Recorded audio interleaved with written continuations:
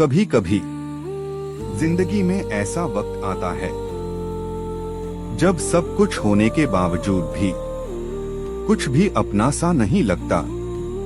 एक छोटे से गांव में एक गरीब लेकिन नेक इंसान रहता था। उसका नाम था अब्दुल्ला।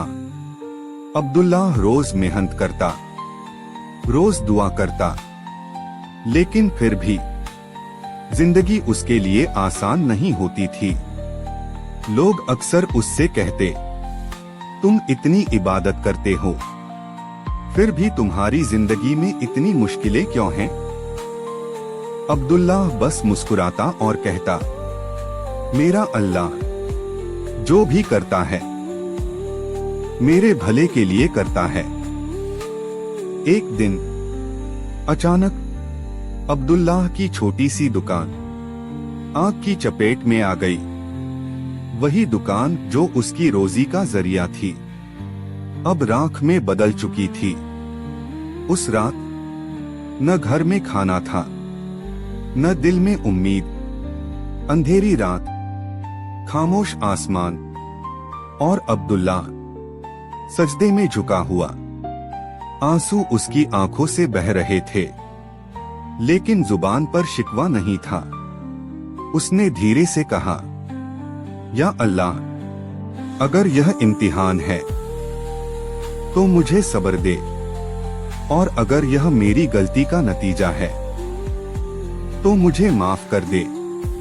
अगली सुबह फजर की नमाज के बाद अब्दुल्ला मस्जिद के बाहर बैठा था।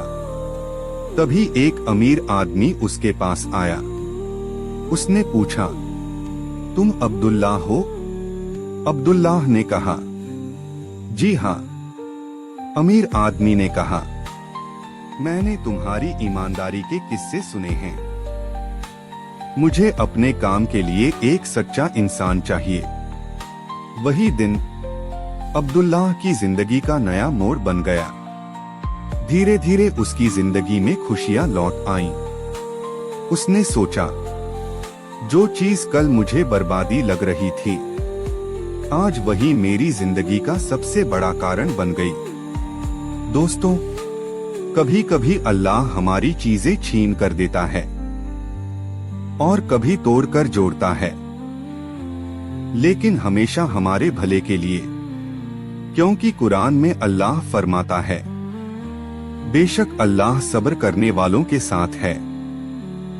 सूरह अल-बकरा 2:153।